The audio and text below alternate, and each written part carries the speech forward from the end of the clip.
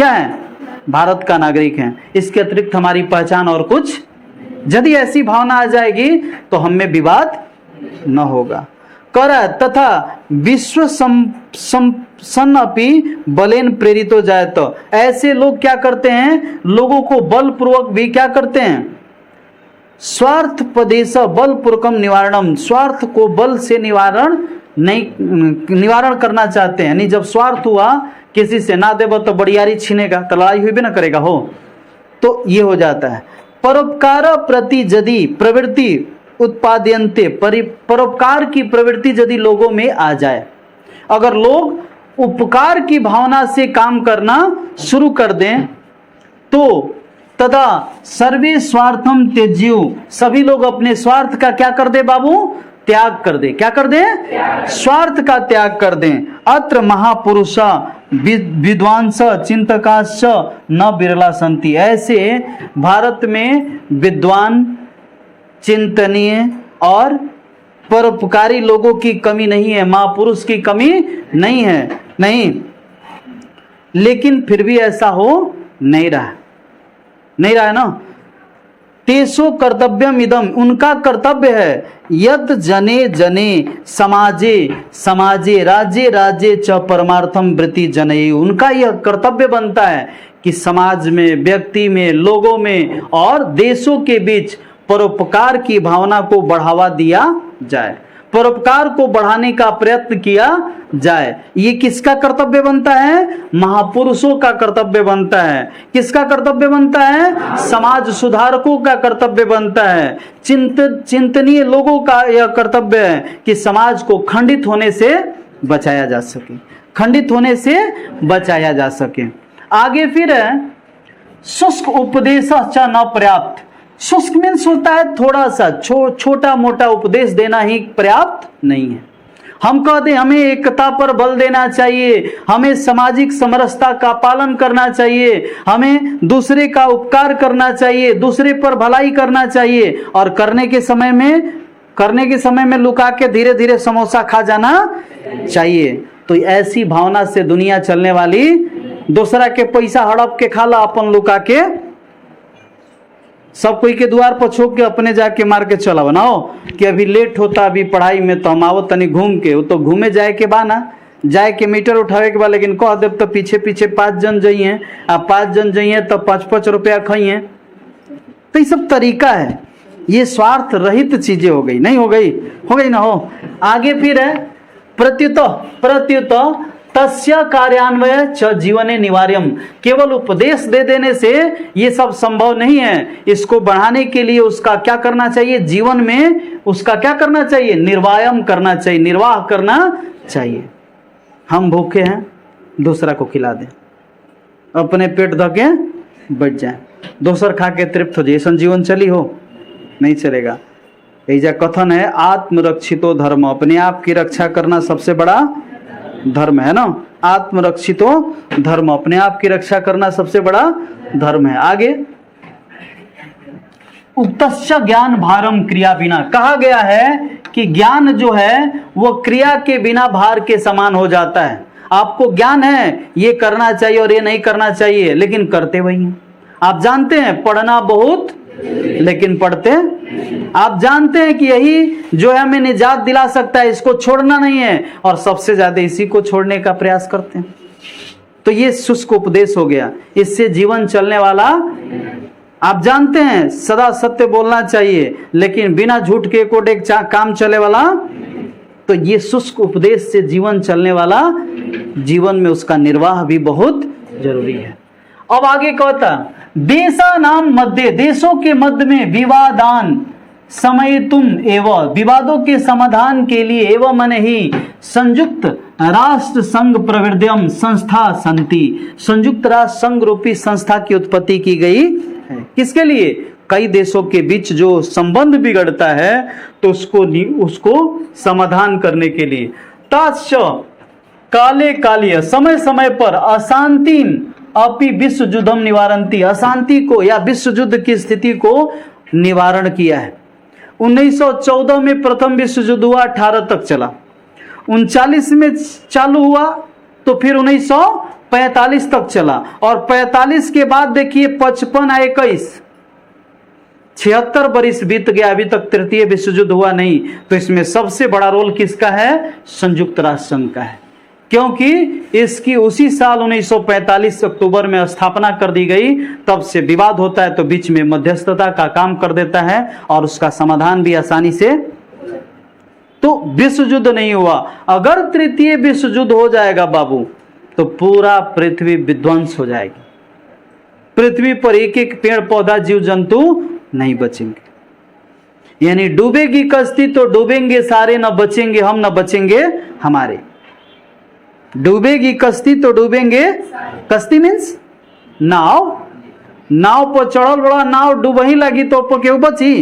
डूबेगी कश्ती तो डूबेंगे, न बचेंगे हम न बचेंगे हमारे। ठीक है, यहां पे आगे है कि भगवान बुद्ध पूरा काले प्राचीन काल में एवं मन ही वैरेण वैर से वैरस्य शमनम असंभव प्रोक्तवान। बैर से बैर का सामना होगा ऐसा असंभव बोल दिए थे कि बैर से बैर का सामना नहीं हो सकता, बैर से बैर का सामना नहीं हो सकता।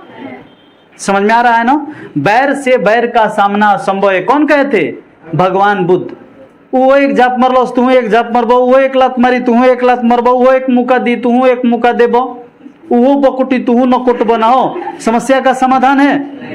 वो कपार फोड़लो तू कपार फोड़ देबो, समस्या का समाधान है। एगो मार रहा दूसरा गोड़ पर गिर जाए, कतना मारेगा? 2 4 लात 5 लात 10 लात 20 लात कोई मारा थे तरवा छो दे, समस्या खत्म। इसलिए जब भी कोई मार रहा है तो सष्टांग हो जाना, मार ले जितना मारे के बाद, है कि नहीं? संभव है हो? नहीं। तो बैर से बैर कभी सामना नहीं हो सकता। इसका मतलब ये भी नहीं है कि हम किसी के सामने कह दे हे गाल में मरलो तो हयो को कुलाता दे दो ना हो। ये ठीक है? ये ठीक बात? ये वो दिन गया नहीं तो हम देखें अपने आंख से। एक व्यक्ति खिलाफ कर रहे थे और बड़े भाई थे, छोटा भैया खिलाफ कर रहा था, बड़का जाके समझाया, सुन मार देबो, को मार लो मार लो मार लो, कि मारेगा नहीं, मारा शॉट शॉट दोनों कान के गल फोड़ डाल को ठीक, और बकुआ ले बा मार के चल दिए, जा ना मन को तो अपन काम करो। तो बाबू ऐसे दुनिया में लोग हो चुके हैं। तो सब निर्णय उस वास्तु स्थिति के बाद ही बनता है, वास्तु स्थिति के बाद ही बनता है। भगवान परशुराम को, भगवान राम को, भगवान कृष्ण को भी जब यहाँ हथियार उठाना पड़ा है तो हम और आप किस गली के है हो? भगवान की बात माने खातिर लोग तैयार नहीं के तो हमनी के कौन गली कहीं जा? तब लोग हंसते थे, कहो रावण हंसता था ना, अरे मेरे पास संधि करने के लिए भेज दिया, डरा गया आकर के, है कि नहीं? तो अगर आप अपने आप को कमजोर फील कराइएगा, कहीं जाकर के क्या कीजिएगा? सामंजस्यता स्थापित करने का प्रयास कीजिएगा, तो वो आपके कमजोरी को आकेगा। तो मतलब ही भाई तू एक ढेला मरलो तमु एक ढेला मार दी नहीं, बीचवान मध्यस्थता लाइए। संयुक्त राष्ट्र संघ जैसन कोनो आदमी के गांव में ढूंढिए और उससे कहिए देखो हमारा कैसे करता, अब हम कदम तक का हुई, तो जाके डांटेगा, दोनों तरफ डांटेगा, बैठा के समस्या का। अभी ना कि उमारो तो खड़ा जा, है कि नहीं? तो देखिए आगे, अवैरेण करुणाया मैत्री भावेन च वैरस्य शांति भवतिम इति सर्वे मन्यते। क्या कर रहा है? अवैर से, बैर की भावना को छोड़ करके ही मैत्री भाव रखने से बैरता और शांति भवती, बैर खत्म होता है और शांति भी आती इति सर्वे मन्यते। ऐसा सभी मानते हैं, लेकिन करते कितना है? करते हैं लोग? भारतीय नीतिकारा सत्यम एवं सत्य ही उद्घोषयन्ति। भारतीय नीतिकार निर्माणकर्ता जो हैं वे सही कहे हैं। वो का सही कहे हैं? तो सही कहे हैं कि अयम निज, देखो ध्यान देना, बड़ा श्लोक हमें अच्छा लगता है। अयम निज, यह मेरा है, परो वेति, यह दूसरे का है, परो मीन्स दूसरे का, वेति गणनाम, ऐसे गणना करने वाले, लघु चेतसाम, लघु मीन्स छोटा, चेतसाम मीन्स सोच के लोग होते हैं। यानी यह मेरा है, यह निज, यह मेरा है, यह परो माने तुम्हारा है, वेति गणना, ऐसा गणना लघु चेतसाम, लघु चेतसाम माने छोटे बुद्धि वाले लोग करते हैं। उदार चरिता नाम तु वासुदेव कुटुंबकम। उदार चरिता नाम उदार व्यक्ति के लिए पूरा वसुधा, वसुधा मीन्स पृथ्वी क्या होती है, पड़ोसी हो जाती है। उदार चरित्र के जो लोग हैं उनके लिए पूरे वसुधा, पूरे पृथ्वी पड़ोसी हो जाती है। और जो व्यक्ति क्या है, उदार चरित्र नहीं है, वो कहेगा ये मेरा घर, ये मेरा मार्कर, ये मेरा बोर्ड, ये मेरा मोबाइल, ये मेरा, माने जो भी है मेरा मेरा तेरा तेरा जहां लग गया तो उदार व्यक्ति नहीं है, नहीं है ना। तो आप लोग किस श्रेणी में, उदार हैं कि नहीं, उदार है ना। इसलिए कल से अपना अपना घर के सब पैसा लाके हमको दे देना है ना, है कि नहीं। उदार चरिता नाम वासुदेव कुटुंबकम, हम आपके पड़ोसी हैं, इसलिए आप सारा सामान हमको, हम आपको पड़ोसी नहीं मानते, इसलिए हमारा सामान उठाने का कोशिश, ठीक है ना।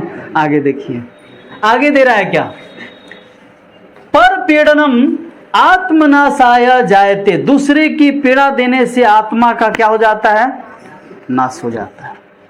परोपकारश्च शांति कारणम भवति, परोपकार से शांति आती है। अद्य अपि, आज भी, परस्य देशस्य संकट काले, दूसरे देश के संकट काल में, अन्य देशा, दूसरा देश, सहायता राशि सामग्री च प्रेषयन्ति, सहायता बढ़ा जाता है, दूसरे राज्य के लोग यहाँ भेजते हैं। तो दूसरे देश के लोग शांति क्या होते हैं, संकट काल में दूसरे देश की क्या करते हैं, सहायता करते हैं। इति विश्व शांति सूर्योदय दृश्यते, इससे विश्व शांति का सूर्योदय दिखाई दे रहा है। अब देखो विश्व शांति पाठ में किस वातावरण का चित्रण किया गया है, तो लिखेंगे प्रस्तुत पाठ्य पुस्तक संस्कृत साहित्य प्योसम भाग 2 के 13वीं पाठ में, 13वीं पाठ जिसे विश्व शांति का नाम दिया गया है, इसमें शांति के कारणों की यानी अशांति के कारणों की चर्चा की गई है। विश्व शांति कैसे रहे इसके बारे में चर्चा की गई है। शांति की उत्पत्ति, अशांति की उत्पत्ति कैसे होती है और उसका निवारण कैसे किया जा सकता है, इसी की चर्चा इसमें किया गया है। दुख का विषय क्या है, तो दुख का विषय क्या है कि हर जगह क्या है, अशांति है, कहीं पे भी शांति, यही दुख का सबसे बड़ा। आगे दे रहा है बाबू, अशांति मानवता का क्या कर रही है, नाश कर रही है, विनाश कर रही है। क्या कर रही है, मानवता के विनाश का भय किससे है, अशांति से। किससे है, अस्त्र शस्त्र या अशांति से है ना। अनेक राज्यों में परस्पर क्या चल रहा है, युद्ध, परस्पर शीत युद्ध। कौन युद्ध, कौन युद्ध, माने कटु व्यंगों और वचनों वाला युद्ध है ना। आगे है, कह रहा है कि अशांति के कारण कितने हैं, तो अशांति के 2 कारण हैं। कितने कारण हैं, द्वेष और असहिष्णुता। असहिष्णुता और अशांति के कितने कारण हैं, 2 कारण हैं। आगे फिर है बाबू कि किसके बिना ज्ञान भार के समान होता है, व्यवहार, क्रिया, क्रिया बिना ज्ञान भार के समान है। एक आप लोग को पढ़ाया जाता है कि भेड़िया आएगा या गड़ेरिया आएगा, जाल बिछाएगा, फंसना नहीं है। ये कबूतर पढ़ लिए थे, लेकिन गड़ेरिया कैसा होता है, जाल कैसा होता है और दाना कैसा होता है इसका पता। अब जाल बिछाया गया, गड़ेरिया भी आया, जाल भी बिछा दिया, दाना भी डाल दिया, सारे फंस भी गए। और तब यही बात कह रहे हैं कि गड़ेरिया आएगा, जाल बिछाएगा, दाना डालेगा, फंसना। तो यही ज्ञान क्रिया के बिना भार के समान होता। समझ में आ रही है ना। अब आगे है, विश्व शांति का कौन का काल माना जा सकता है, सूर्योदय। कौन सूर्योदय, इस समय सूर्योदय माना जा रहा है ना हो। देशों के बीच में झगड़े को शांत करने के लिए कौन सी संस्था खोली गई, संयुक्त राष्ट्र संघ, संयुक्त राष्ट्र। अब आगे है, बैर को कौन बढ़ाता है, स्वार्थ। कौन बढ़ाता है, भारतीय दर्शन का मूल तत्व किसे माना जाता है, भारतीय दर्शन का मूल तत्व किसे माना जाता है, शांति। मूल तत्व शांति। यही कारण है कि स्वामी दयानंद ये कहे थे कि वेदों की ओर लौटो, वेदों की ओर। ऐसा क्यों, वेद में ऐसा क्या है, तो वेद में छुआछूत नहीं है, वेद में धार्मिक आडंबर नहीं है। तभी तो राजा रामचंद्र जी भी सेवरी का जूठा खा लेते हैं, जो शूद्र जाति की थी। श्री रामचंद्र जी राजा गोह को गले लगा लेते हैं, जो आदिवासी था, जो मलाह जाति से बिलोंग करता था उसको भी गले लगाते हैं। मैत्रेयी जैसे औरत जो है वो राजा के सभागार में शास्त्रार्थ करती है। ये वेद का देन है। इसलिए कहा जाता है कि वेदों की ओर अगर लौटिएगा तो देश में या समाज में जो भी सामाजिक कुरीतियां हैं वो कुरीतियां क्या हो जाएगी, दूर हो जाएगी। तो इसलिए कहा जाता है वेदों की ओर। कौन बोले थे? अब आगे देखिए, कर आगे कि क्रिया के बिना क्या भार है, ज्ञान क्या है। अशांति सागर के तटों के बीच कौन स्थित है, विश्व। कौन स्थित है, विश्व। आगे संसार या विश्व। असहिष्णुता कौन पैदा करता है, द्वेष पैदा करता है। क्या बलपूर्वक निवारणीय है, बलपूर्वक किसका निवारण है, कौन, स्वार्थ। उदार चरित्र वाले क्या मानते हैं, पूरे वसुधा को अपना कुटुंब मानते हैं, पड़ोसी मानते हैं। पूरे वसुधा यानी पृथ्वी को अपना क्या मानते हैं, पड़ोसी मानते हैं। आगे है विश्व शांति पाठ का मुख्य उद्देश्य क्या है। तो ये जो क्वेश्चन है बाबू, इसको आप लोग स्क्रीनशॉट ले करके और घर पे लिख लीजिएगा, चूंकि अब आसानी से ही लिखा जाएगा, है ना, क्योंकि सब कुछ जो है जितना क्वेश्चन में था वही था। Thank you for all my friends for watching my video.